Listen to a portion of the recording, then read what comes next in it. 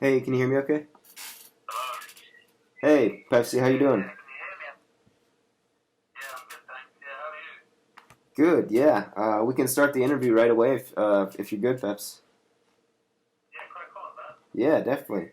Well, firstly, I just wanted to say thank you for taking time out of your busy schedule for chatting with me today. And I just wanted to ask first how you are doing. Pretty well, Addy. I'm in good spirits.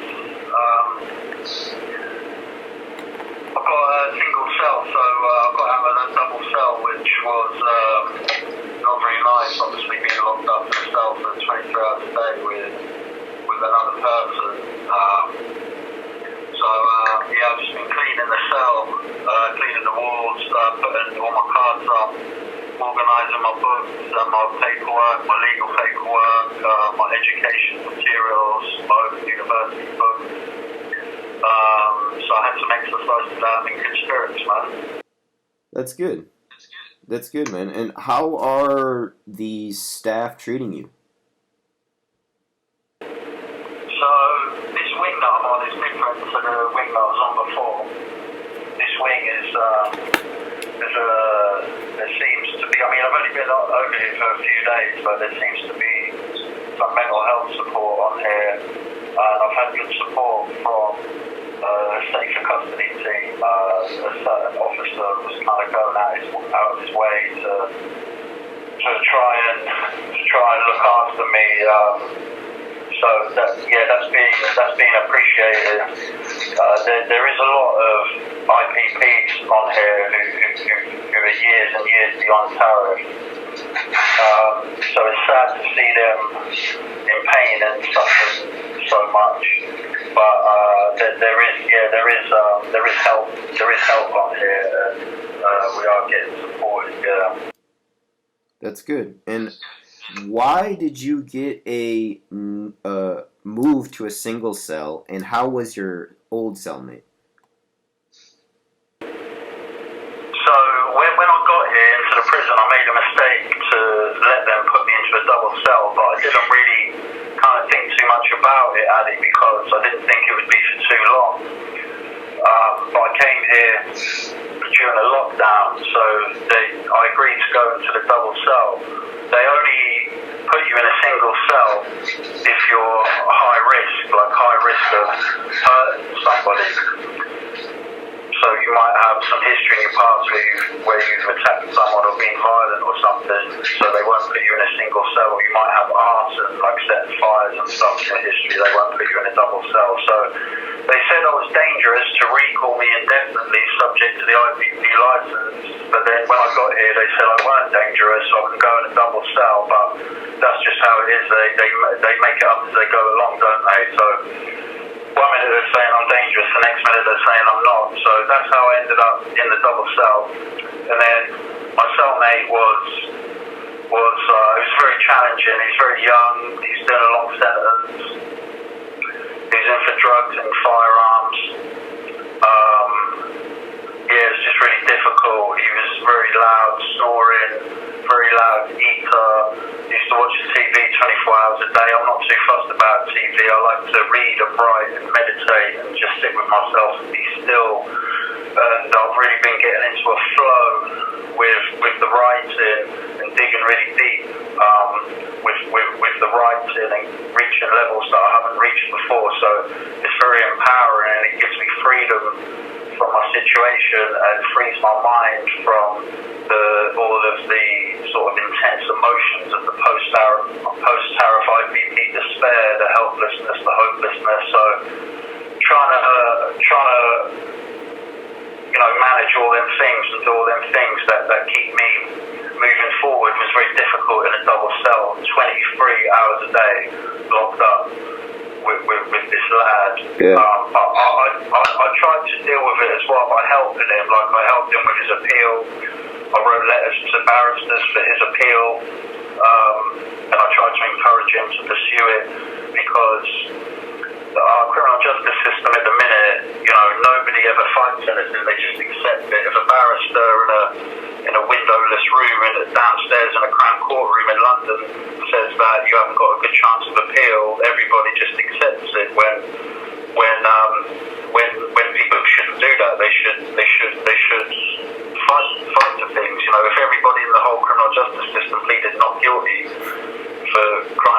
charged with, the whole justice system would come to a standstill. But a lot of people who don't understand the process, they've got learning difficulties or they're not educated or whatever, will allow themselves to plead guilty to crimes, and that's kind of how it works. But yeah, I'm just happy to be in a single cell now and settled and organised and getting back into my normal routine. So Yeah. I'll start cooking a bit of food in my cell with the money people send me and stuff, and I can have a phone call in peace now with privacy, and I feel a lot better already. Yeah. Excellent. Yeah, when I heard that you got moved to a single cell, I was happy for you because I knew it was definitely something that you would prefer. What are the differences you see, Pepsi, between the Mount and Thameside?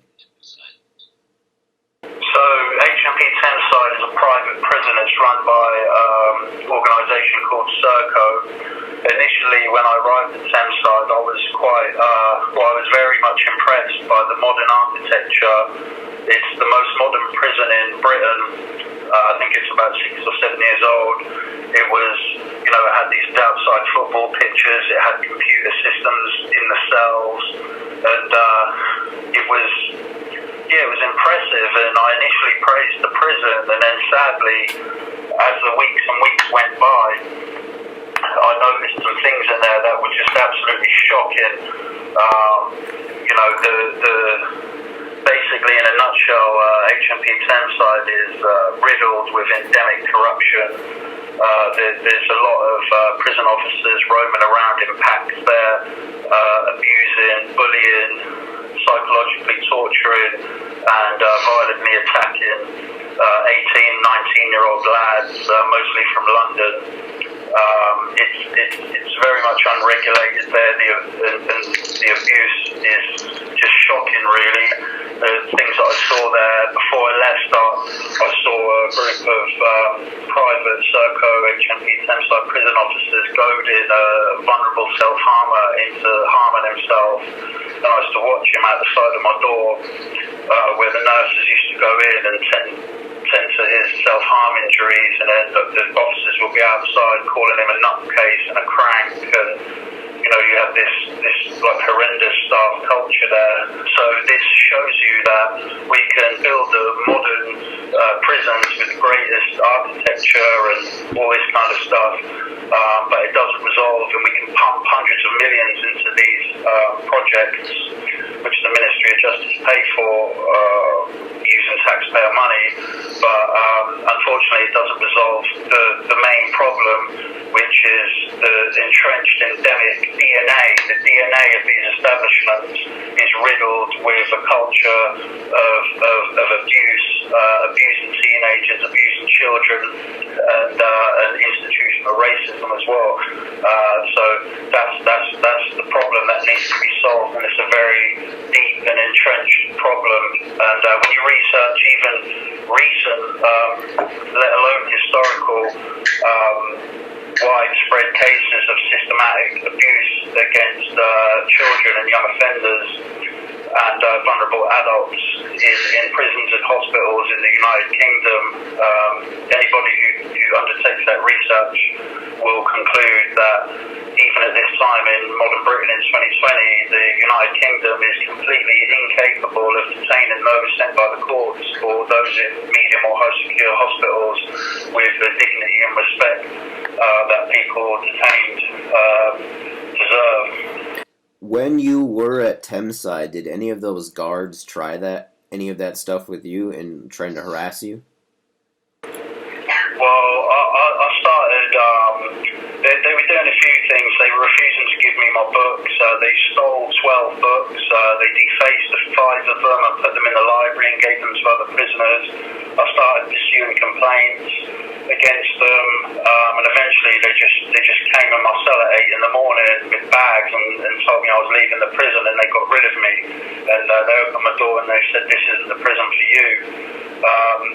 So they left me, my toilet broke, it was full up with like urine because it wouldn't flush, and feces, and I was in the cell for 3 days, in the most modern prison in Britain with no electric, sitting there at night in the dark, no toilet, the cell, smelling of the toilet and that, and they just for days, leaving me there in the dark. Dinner used to get brought to you late at your door, they kick it in your cell. These are very subtle, dehumanising techniques that are being done, you know, where they'll put cold food outside your door and they'll open the door and kick it in, you know, like a dog, like an animal. I mean, you don't even feed an animal like that, but that's kind of how they were feeding us there. The Serco Tenside prison was riddled with corruption in terms of prison officers bringing in drugs and supplying drugs there. And I'd even go as far as to say that prison officers were probably getting jobs there with Serco to just to make money and sell drugs. Obviously, since then I got moved to the Mount. So the Mount is a state prison. It's Her Majesty's prison, a government prison, a state prison. The policies and procedures here are much more rigid. Obviously, you know, you always have problems in these HMP prisons, Her Majesty's prisons, the state prisons. But my experience since I've been here, especially in the last week or so, and initially when I got here, other than being in that double cell, you know, you've got very professional officers here who will go out of their way and earn every penny of their money to uphold the mission statement and to try and help you. The problem is that they're so thin on the ground because thousands of HMP prison officers were cut by the Tory government. So the majority of the frontline officers that you see on the land have only been here for less than 2 years. So they're still learning and still being trained or learning on the job really. And then they're dealing with people with very complex mental health issues, very complex issues from damaged backgrounds, and you know it's quite sad really. But they're doing their best here. They're doing their best at the Mount. Since I've got here, things seem to be progressing a bit with my case and progressing with my recall and stuff like that. At Thameside, nothing was happening whatsoever. So I'm grateful to be here and to have a few prison officers around me that are helping me. And you know, when I see bad things in prison, you know, I'll always talk about it and I'll always, you know, report it and write about it and stuff like that and communicate it. But we have to give credit as well when we see good things as well. And I can't commend our prison officers enough who go out of their way to help me. Police officers in London get medals for tackling terrorists and stuff like that, and rightly so. So do firemen when they run up in tower blocks like Grenfell Tower and save children and stuff. But prison officers, the ones who are working really hard, you know, they're kind of unsung heroes in society and they don't get any credit, despite the fact that they're working in the most violent work conditions in Western Europe. So they do deserve some credit at times, and which they don't receive, which is a shame, really. Yeah. And at Thameside, how was your roommate there? Or excuse me, your cellmate there? Well, they threw me in a double. They threw me in a double on my own, and then within 2 days they put this dude in my cell. He was constantly smoking Black Mamba Spice, this highly potent psychoactive substance. He was smoking it in the cell. It used to make me go dizzy and stuff. I kept telling him to stop smoking it, and he wouldn't listen. Again, you know, he wanted the TV on all the time. Yeah, it was just really tough, and I ended up just arguing with him. You know, it was just an awful experience, and then eventually, long story short, he moved out the cell, and then they didn't. I was lucky enough for them not to put anybody in with me. And again, I just tried to deal with it with love and compassion. The laundryman shrunk all my t-shirts, so only like 3 of them fitted me in the end. So he was going out homeless, so when he went home, he was going home to Peckham in South London. I gave him four of my t-shirts because he was going home. And yeah, you just try and deal with these immense, you know, challenges challenges in close quarters and these claustrophobic living conditions with, you try and deal with them in a positive way with love and compassion, but it's not a fairy tale. This is prison where people die, where you can lose your life, where people commit suicide, where there is abuse and corruption and stuff like that, where you're around people who are very violent or can be very violent. You don't know anything about their background, anything about their history, and they just throw you in a cell with anyone. It is a very vulnerable situation to be in, but you try and deal with it. Yeah. You try and be as gracious as you can, as dignified as you can. But when you're trying to be compassionate and loving and helpful to these people, it can be seen as a weakness as well, and people will prey on it. People will prey on that, and then you can kind of suppress things, and then you lose your assertiveness with people. You have to change to survive in here. You have to change. You have to find a voice. You have to find this, very assertive voice. You have to have a presence, and it's quite negative if you're just kind of a relaxed person who just tries to help people. So where I've come onto this new wing, I'm just keeping myself to myself, just focused on my writing, my reading, educating myself, trying to improve myself, trying to be the best version of myself every day, and just having that determination, Addy, and that commitment to not allow the injustice and the cruelty of this IPP sentence, which I got 14 years ago, to break me, or to allow it to destroy my mental health, or destroy my spirit, or to destroy me physically, which inevitably in most cases it does with people. It kind of breaks people, it breaks them spiritually, mentally, and then physically in that exact order. So the writing and the reading and the educating myself and replying to all the letters I get from all over the world, these are the things that just keep me moving forward and help me to maintain sound mind and a strong mind, and allow me to nurture my mind. Warrior's greatest weapon is his mind, right? Yeah, definitely. That's really eloquently said, Pepsi, and just hearing that, I think, will provide a lot of inspiration and motivation to people, because I think a lot of people are feeling anxious and somewhat fearful about the pandemic situation we find ourselves in. So I think all of that is really helpful for people's mental and emotional state during a time like this. But as far as the pandemic goes, has the virus gotten into the prisons to a great extent at all? Well, excuse me, the Ministry of Justice are keeping very tight-lipped about things. I'm hearing things from a range of different sources about numbers.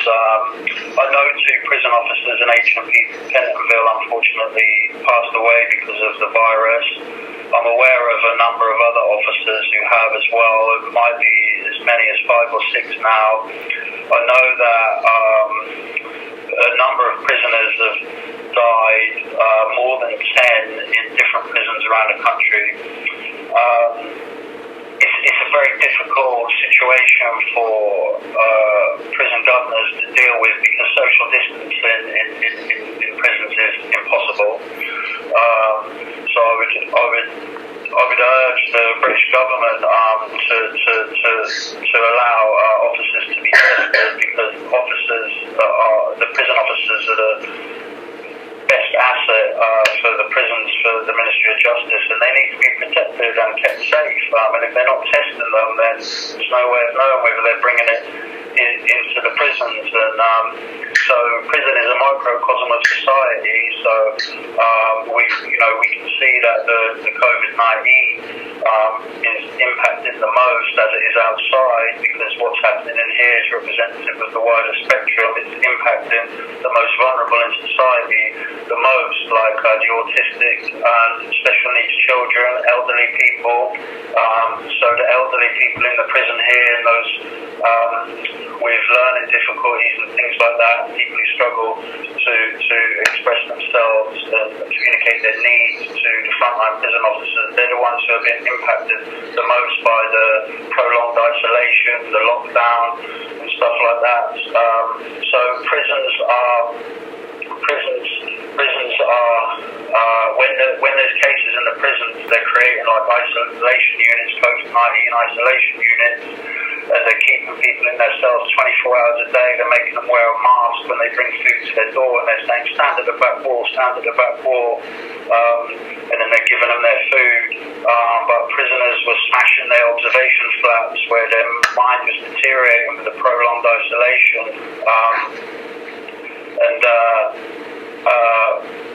Because they were being kept in a cell for 24 hours a day for up to between 7 and 14 days to see if their condition deteriorated or got better, and then if it deteriorated, they would then be transferred to hospital.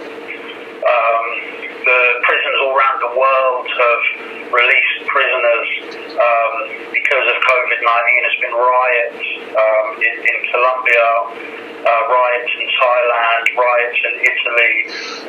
Iran have let out thousands of prisoners. Canada have let out thousands of prisoners. Northern Ireland have let out a couple of hundred prisoners. But Britain, they're just refusing to let anybody out.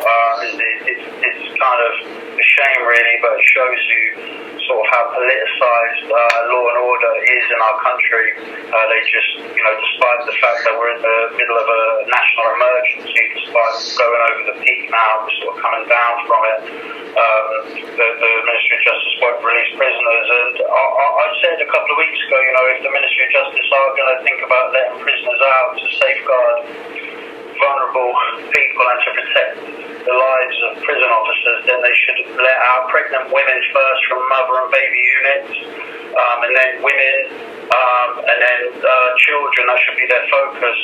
Obviously, those who haven't committed heinous crimes, those who can be managed in the community with electronic tagging and such like. But I'm not sure whether the Ministry of Justice have done that yet, or whether they're considering doing it. Yeah, I agree, Pepsi. And are prisoners still flooding cells? Because I know you said that a few weeks ago that was happening. Yeah, that was in Thameside. There was a big sort of population of youngsters, so they now mix 18 to 21-year-olds with adults in that private prison. So you had a lot of young teenagers in there who, a lot of them can't read or write, so they're in their cell for prolonged isolation, and they can't cope with the isolation because they don't have any sort of resources available to them, the person to relieve the boredom. So they were, smashing their cells in Thameside. They were flooding out the landing, banging their doors. But I'm not sure what it's like here. The unit I'm on now is, like I said, it's very calm. There's support on here. From what I've seen, the few days that I've been on here, it's very quiet at night time. There's no one kicking off or shouting or screaming or anything like that. There's quite a good kind of community spirit on here. Going back to what you said a moment ago about the lockdown outside, because people I speak to on the phone, they often mention the lockdown, and I hear people saying how tough it is. It's so unprecedented. Who'd have thought 2020 would be dealing with a global plague that would impact our freedoms so much. But when I write back to people and talk to people, I always say, there's no greater test for a person. There's rarely a greater test for a person than when faced with solitude. The human animal is not supposed to be on its own. We're social animals. So we need that love and belonging. solitude, we have to face ourselves and confront ourselves, and it's very challenging and can be very difficult. But I always say to people, this is an opportunity. Embrace this opportunity.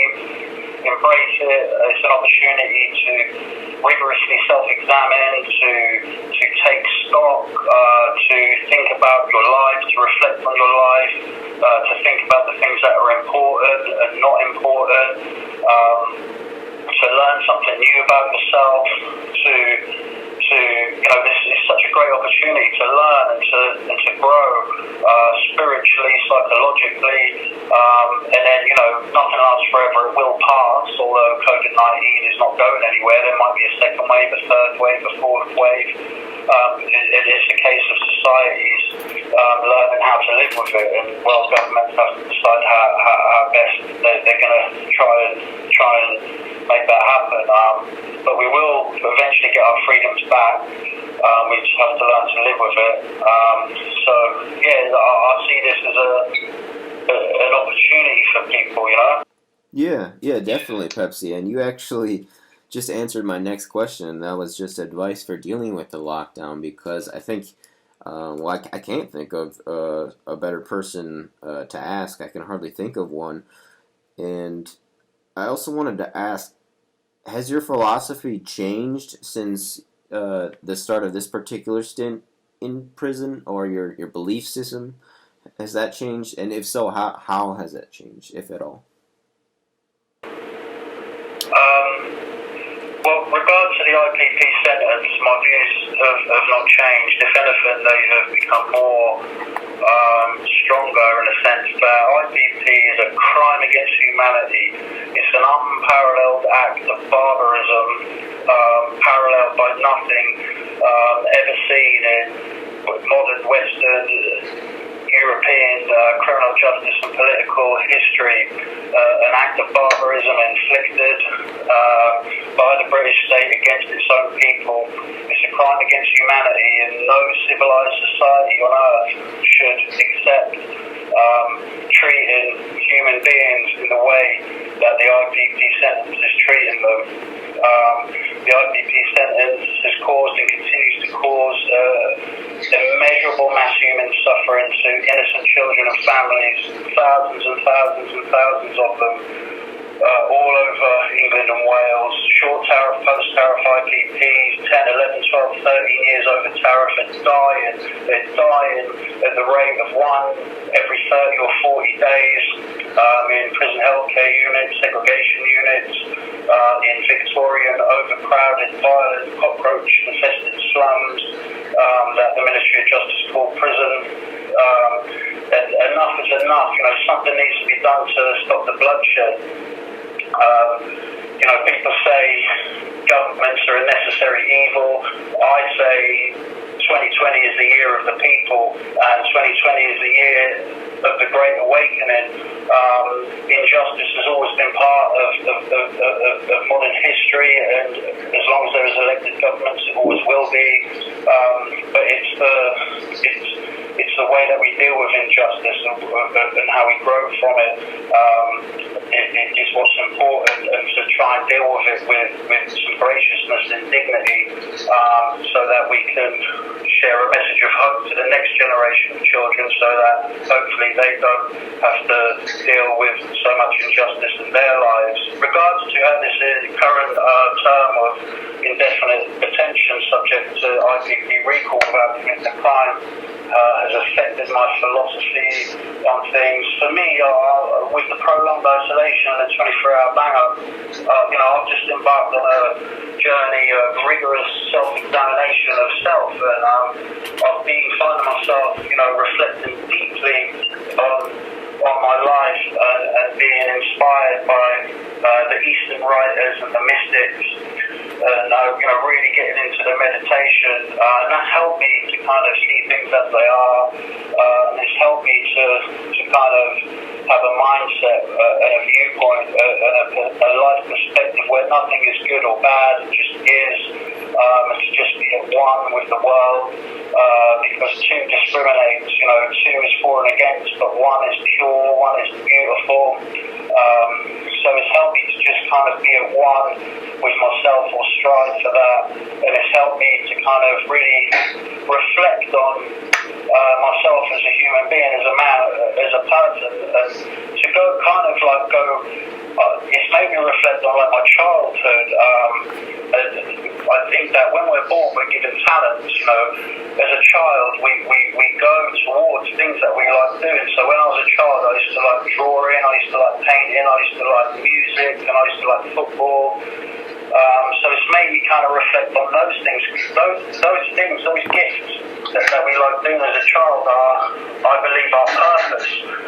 But because of TV, because of the internet now, because of circumstances that happen in our lives, because of other people, because other people wanting us to do things that we might not want to do as a child, you know, we lose our purpose. I believe we lose our purpose in life. So I'm trying to, you know, this prolonged isolation and this imprisonment has helped me to kind of reconnect with my purpose. So I've started to like I was saying, like write more. You know, I've always enjoyed writing. I started to get into artwork more, started doing some painting, some drawing, and reconnecting with that purpose. And it's been very empowering, Addy. Yeah, that's awesome, Pepsi. What kind of paintings are you doing? Well, I only got my art materials about a week ago, but I've been doing watercolors and pastels. I've been drawing like nature. I've been drawing like trees, birds. Again, like inspired by the Eastern philosophy, the Eastern mysticism. So yeah, just sort of drawing a lot of like nature. I've started another one today, which is like two people dancing, and where like with like a backdrop of like a sky, just sort of like stuff to do with nature. Yeah, and well, I'm just sitting there at my desk.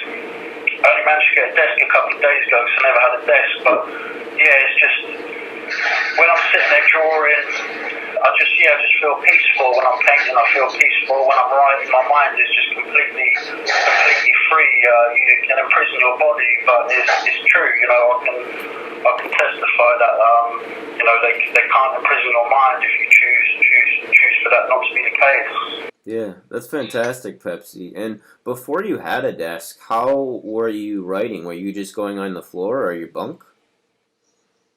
In a double cell, I was living constantly for 24 hours a day in a 1 metre by 1 metre square space with all my bags under the bed and just piles of paperwork and books next to me. So I had a TV blaring with non-stop action movies, so it's very difficult. And so I would just read like short bursts, I would write notes, and then try and write a second draft, then a master.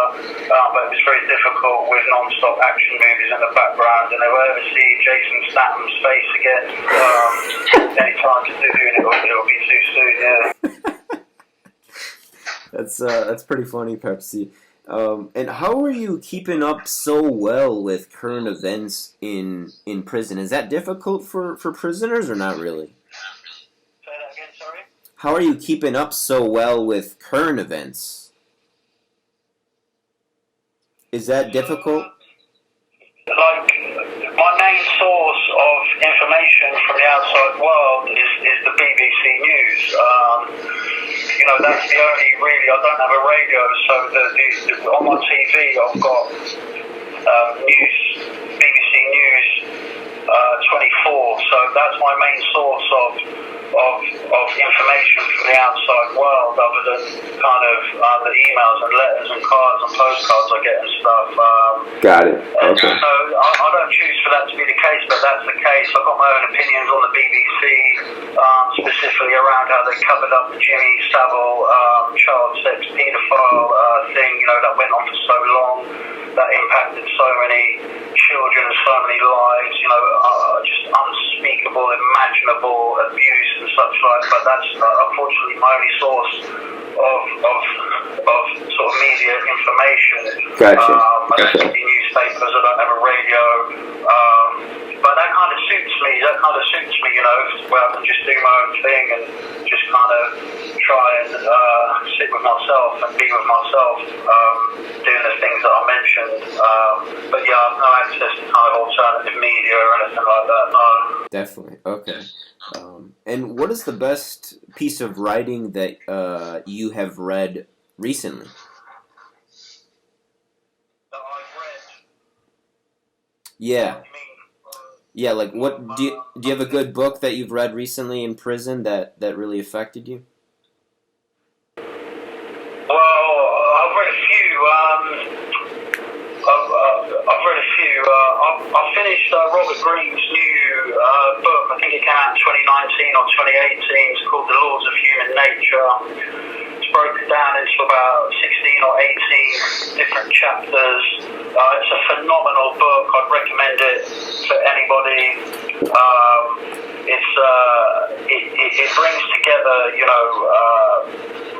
the wide, massive spectrum of human psychology, the Kleins, the Freuds, the Jungs, teaches you about child psychology. It teaches you how our personality develops as a child and then into a man. It's just a phenomenal book. It's a great book for the managers, aspiring leaders.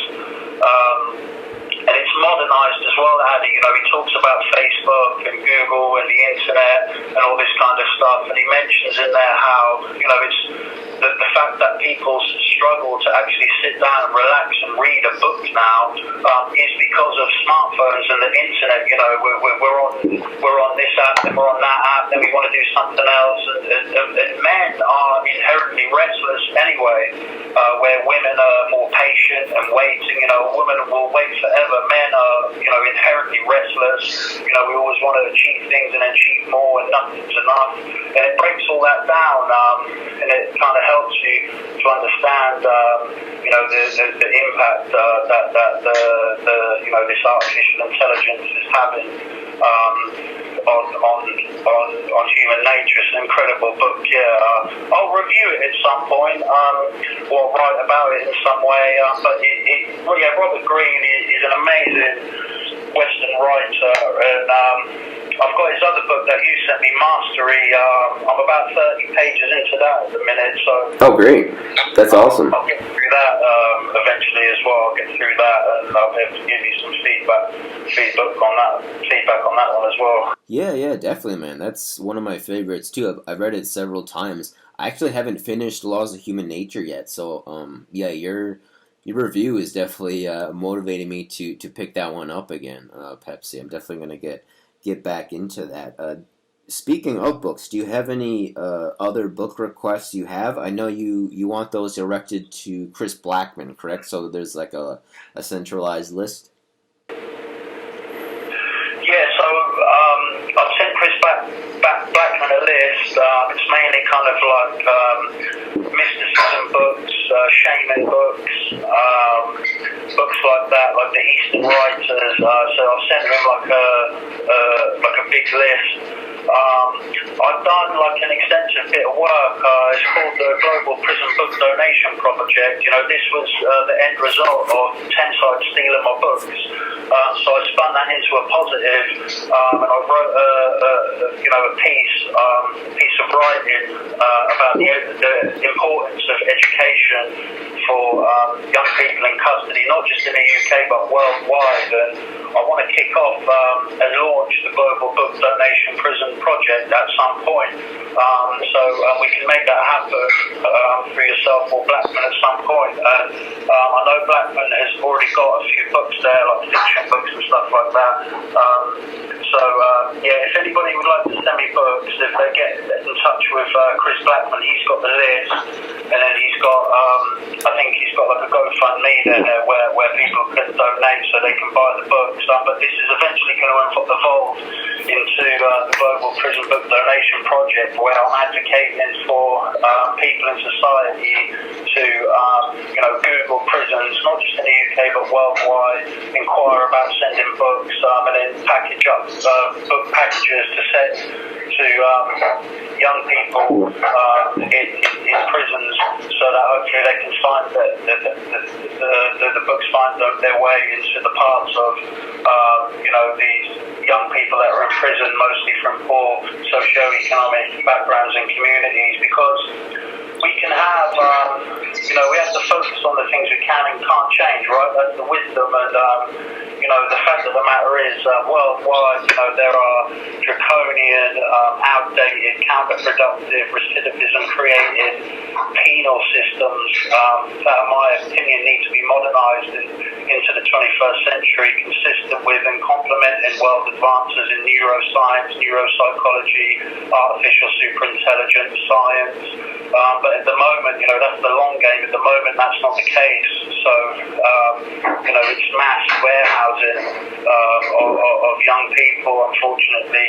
So, as a society, as citizens of societies, we have a moral duty, in my opinion, to create structures and mechanisms within society that can at least, do something about this sad state of affairs. So if world governments are disproportionately demonising and criminalising and locking people up from poor socio-economic backgrounds and turning them into lifetime chronic recidivists,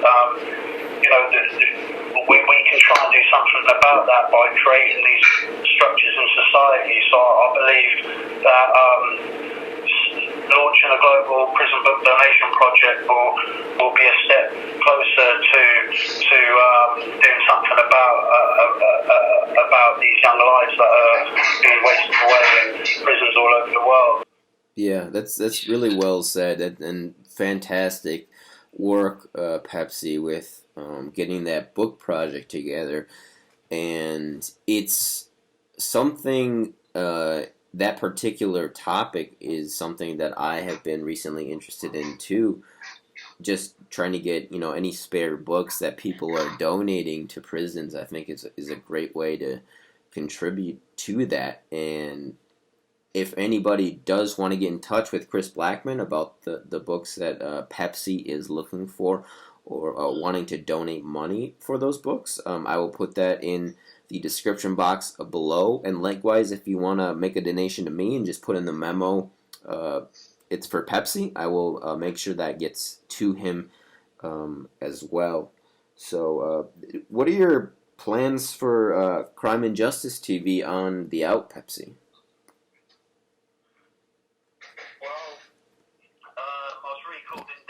Subject to the IPP sentence for standing up for the voice and communicating truth to the world and sharing my message. They took transcripts from my YouTube channel and accused me of causing psychological harm to the public and society, so much so that I was deemed a threat to society and I was taken away from society. I defend my right to enjoy Article 10, freedom of expression. I defend my right to exercise and practice and enjoy that right via YouTube. I've got 100 videos on my YouTube channel. YouTube don't have a problem with my YouTube videos. If people don't like them, then I suggest don't watch them. I am proud of my YouTube channel, Crime and Justice TV. I am proud of the videos that are on there, the message of hope and inspiration that I've shared with the world on my YouTube channel. I'm proud of all the work and activism I did on my channel. I'm always willing and happy to look at myself and self-examine and, maybe adapt my delivery, sometimes, which can be a bit rough around the edges, possibly, maybe at times, but other than that, I'm proud of my channel. I'll invite people to keep sharing the videos, keep sharing the channel. I know for a fact that my videos on Crime and Justice TV still impact and touch and inspire people because I am inundated with mail from all over the world, from the Netherlands, from Canada, from America, from Australia, from France, from Ireland, the UK, all over London, the South Coast, Manchester, Newcastle. I get a wide range of different letters. Some I really enjoy your channel, just write a few words. Other people write to me and tell me they've got a brain tumour and my videos help them to have some peace of mind. Other people tell me they listen to some of my videos, help them go to sleep. Other people message me saying they've got mental health problems, child sex abuse survivors, depression, anxiety, and listening to my work has inspired them. So I know the impact that my channel had and continues to have on society. But time is going to tell, Addy, whether the parole board, when they release me, whether they allow me to continue to do that or not. So I'll be obviously saddened if they give me restrictions around social media.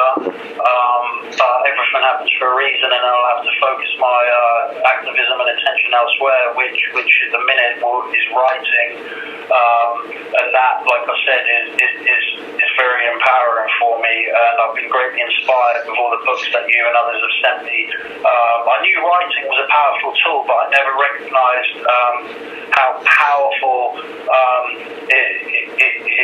it's as a tool it is to influence change and to influence how it's influenced the science and how it's influenced politics and how it's influenced change in the world. So writing is my main tool at the minute. I would be absolutely devastated if they restricted my use of my channel because I've got loads of new content to bring to the channel. I was only just warming up. Doing my YouTube videos was something that gave me great satisfaction.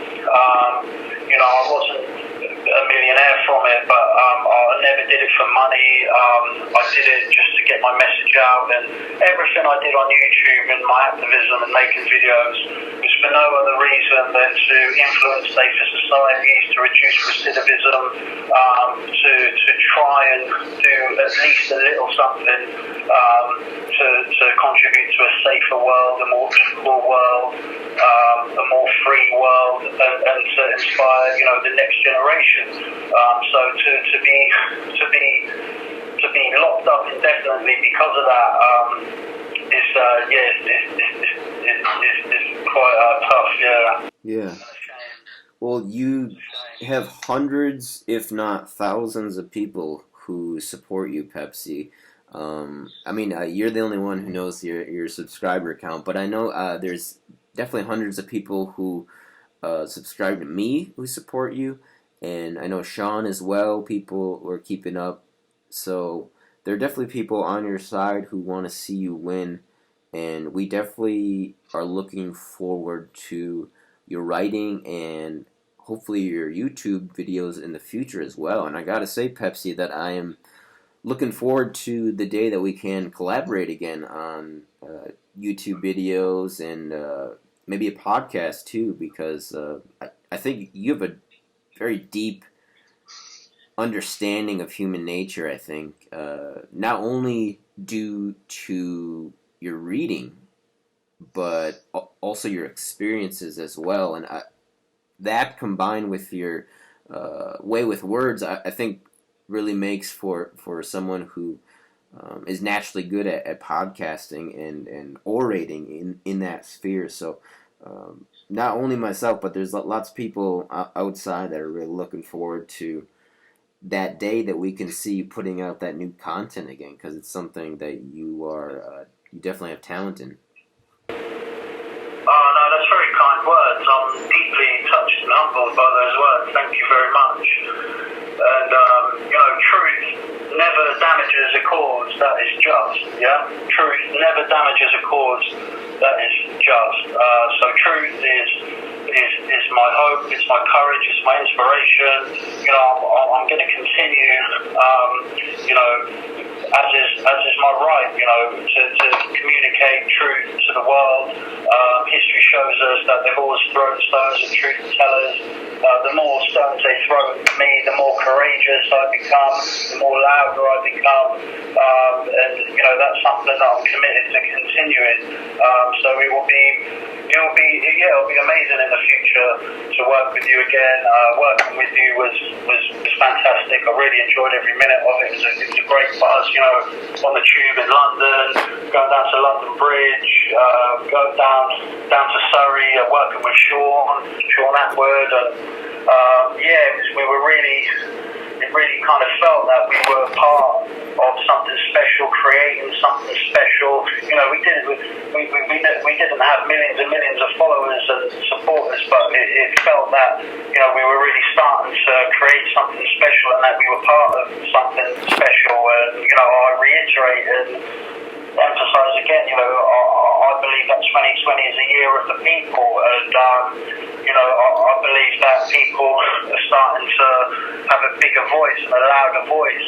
People who suffer injustice, and people who suffer oppression and abuse, and anybody who feels that they don't have a voice and that they're not heard for whatever reason. It felt like we were creating platforms and mechanisms and those structures we were talking about for people to have a voice.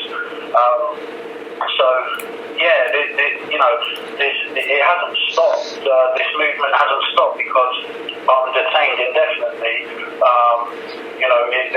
That movement continues to grow with the work that people like themselves are doing, let's hope that continues to be the case.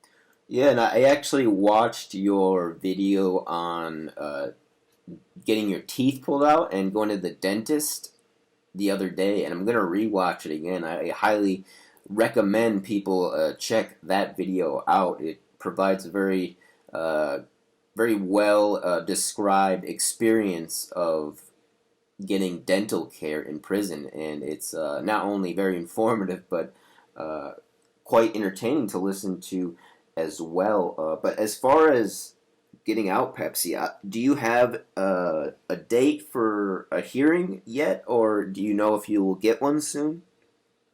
No, I have no release date. I haven't got the slightest idea when or if I'll be coming home. I'm detained indefinitely by the British state, subject to the Strasbourg condemned IPP sentence.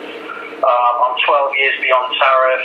I was detained outside Brixton probation, handcuffed, locked up in a police van, and then transported to Thameside prison without being accused of a crime, without being charged of a crime, without ever seeing the inside of a courtroom.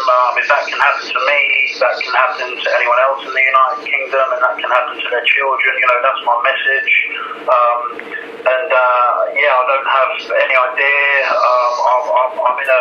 I'm in a process where of uncertainty, of kind of helplessness.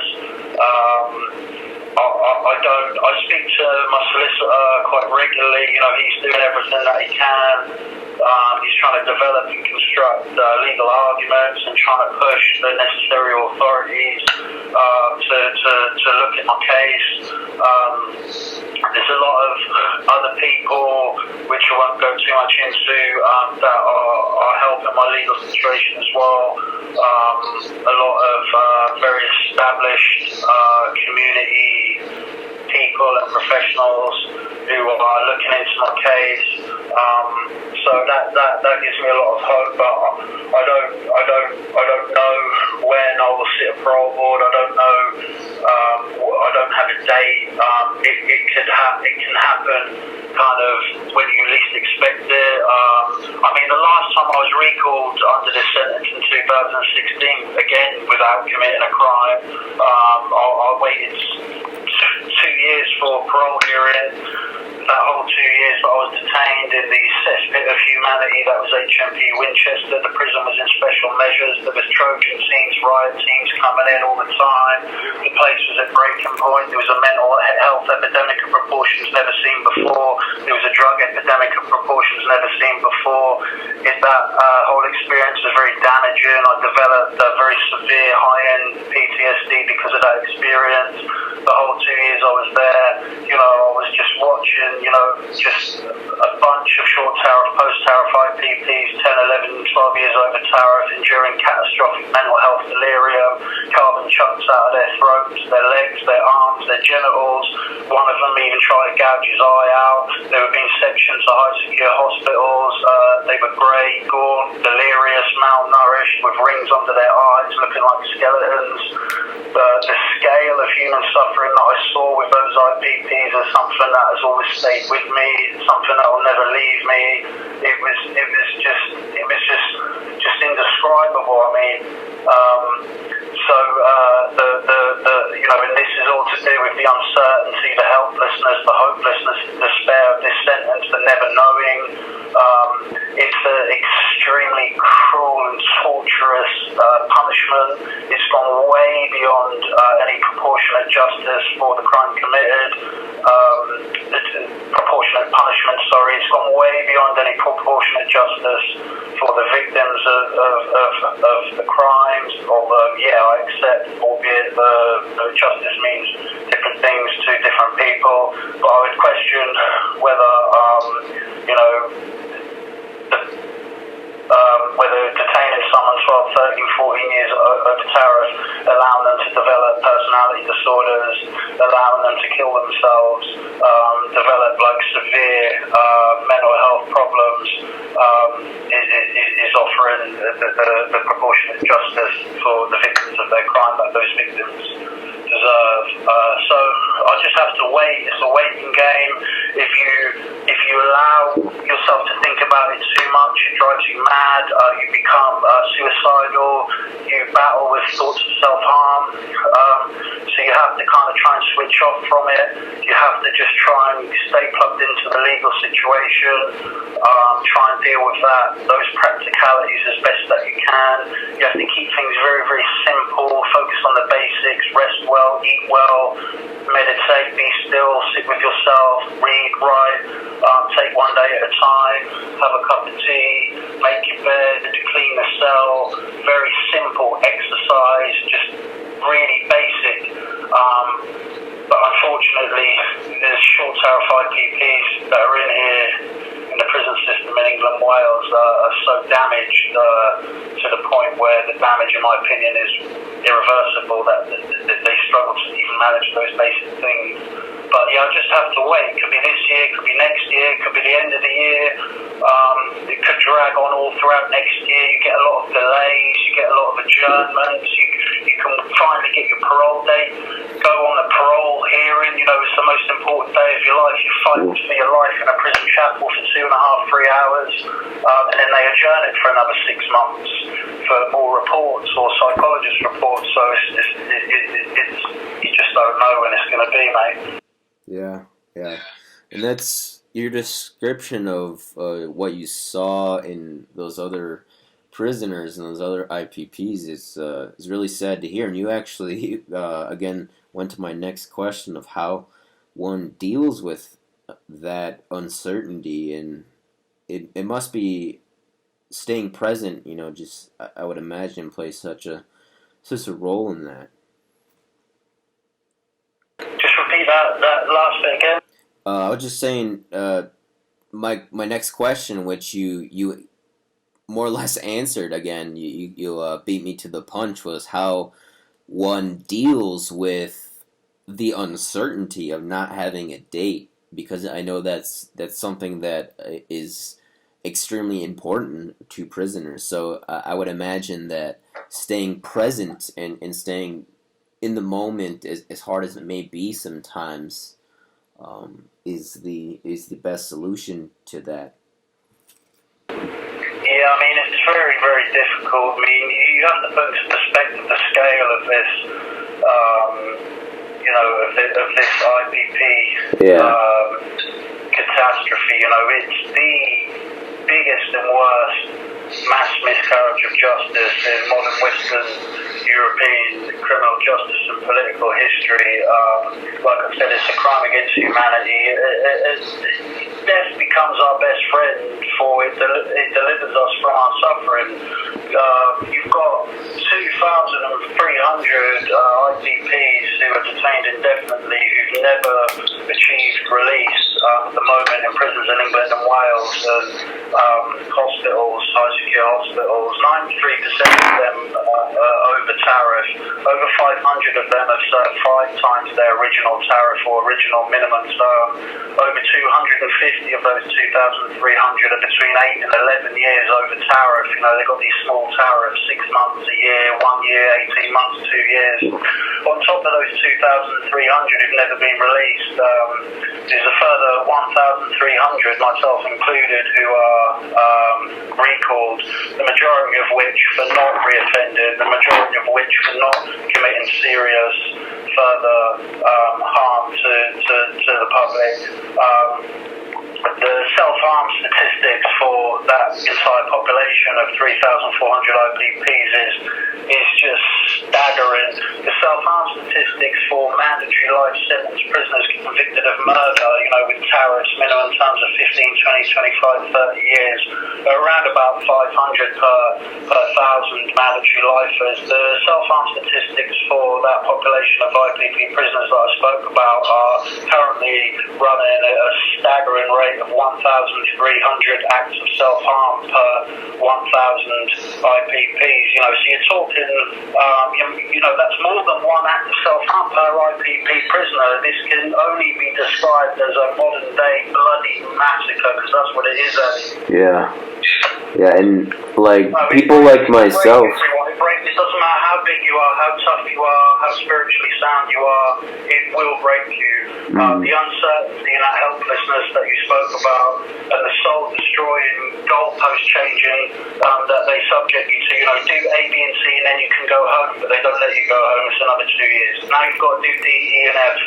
Oh no, you can't go home. It's another 2 years, and you're enduring back-to-back multiple 2-year parole board knockbacks in dim-lit corners of Victorian overcrowded prisons, fighting for your life for a 3-hour parole hearing, and you can never win. No matter what you do, you can never win. They'll always bring something up to use against you, whether it's a negative entry on the computer system from a member of staff, or whether it's an issue from your childhood when you were 4.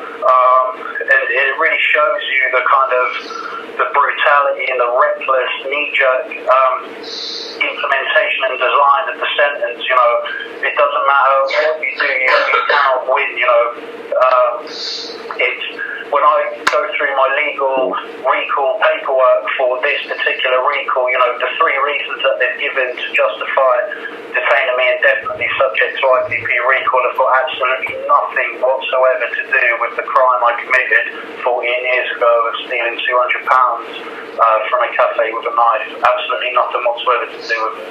But, you know, my recall this time is to do with making complaints about my detention through the correct and proper channels against forensic psychologists and making YouTube videos. Yeah, well, you have nothing but support from me, Pepsi, and you are in my thoughts and the thoughts of many people who subscribe to me and you and Sean as well. And I know Mr. Chris Thrall is showing his support as well on his channel. So there are, you know, lots of people out here that want to see the best for you and are thinking of you and other prisoners during this time, and especially those in the IPP, in the prisoners who are subject to that. And that's something that I wanna get out, is defining that term so people know what that actually entails and what that means for people who are subject to that sentence. And are there specific people you wanna say something to, Pepsi, or maybe people you want to shout out or say hi to? No, that's really nice, all those kind words. Chris Thrall, I just read to him the other day, so if you speak to him or see him, just let him know that I've wrote a letter to him. Anybody who writes to me, I always write back to them, whether it's airmail or email at imprisonment.com or whether I have to put a stamp on the letter. I'll always respond to everybody who takes the time to contact me. The only thing I would say in response to your question is, I urge the British government, the British state, to stop this bloodshed, to end this massacre. The only people with the power and authority to do something to implement the necessary retrospective legislation to end this bloody massacre that continues to inflict immeasurable mass human suffering and bloodshed and loss of life, major loss of life, is the British government and the Justice Secretary, Robert Buckland, QC. So I would urge him to look at this, and I would urge him to instruct an independent inquiry with immediate effect. This is what people need. And the last thing I'd say, Addy, is about what I'd like to say is actually about victims of crime. This is something that I've been writing about extensively recently, and something that is important to me and is important to me on my YouTube channel. Our British criminal justice system is so culpability and perpetrator obsessed that two things are missed. Always missed. Number one, the wider socio-economic influences and circumstances that lead people to commit offences. That's never looked at as much as it needs to be to prevent it happening again. And number two, more importantly, victims of crime are missed and they're not given a voice. Victims of crime are treated disgustingly by the British criminal justice system. I've got tons of stories that I could share with you where victims of crime feel like they're being treated like criminals. So, going back to what we were saying earlier, we need to create platforms, create mechanisms, create structures in societies that give victims of crime a voice. And you've got people like John Wedger just doing amazing work with victims, child sex abuse survivors, and their voice is growing now, it's getting louder, so I commend John Wedger for that, and this is what we need to do, and this is something that I would highly recommend getting into yourself, Addy, is to create these platforms where victims of crime can have a voice, because their voice matters. We had a case in Scotland about a year ago, very, very sad case, Addy. A girl from a good family, she run over a lad driving her car. The lad died. The girl went to court. The lad who died, his family stood up in the courtroom and said to the judge, there's been enough loss, enough sadness, enough grief. We don't want any more. Please do not send this young girl to prison. And the judge didn't listen to the victim's family, and he sent her to prison for 5 years, and then she killed herself in prison. That's an example of what I'm talking about, where victims of crime are just not listened to and they don't have a voice. And we need to address this, and we need to create ways where they can have a voice. And I believe that we can do that. If the government are not going to do it, so be it. But we can do something about this. So that's something that's very important to me. That's something that I feel very strongly about, and that's something that hopefully we can do something about. But I need to wrap it up, Addy, because I don't have much credit. Okay, no doubt, Pepsi. I'll let you go, and I love everything you said about supporting victims. That's something I'm definitely trying to do. And just one last thing, John Wedger and myself are working on a t-shirt design, a free Pepsi Watson t-shirt design, so that is in the works. Thank you so much for chatting, Pepsi. Hopefully we could do this again. I don't know if that would be a possibility, but do you have any last words before we sign off?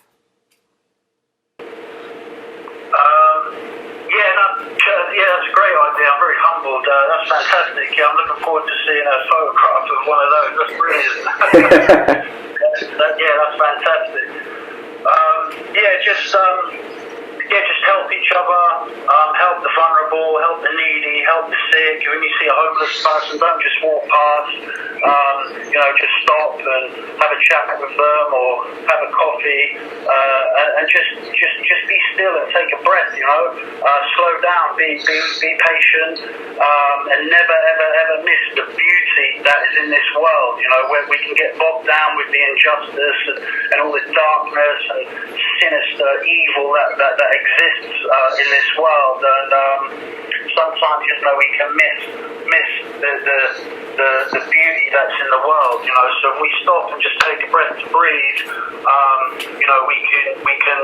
can capture the beauty in the world, no matter what we're going through. When we look at a tree and say that's a beautiful tree, all we're doing is repeating words, right? Even when we think, oh, that's a beautiful tree, we're just repeating thoughts. Mind is not reality, words are not reality. The tree is reality. The tree is pure beauty. So you don't need to say anything. You just need to observe the tree and observe the beauty in the world. So that'll be my last words for you. But it's been amazing to talk to you, and it's always great to work with you. And I'll speak to you again soon. Yeah. Pepsi, that was eloquently said. Thank you so much for chatting with me today. Nothing but love and good vibes from myself and your supporters outside.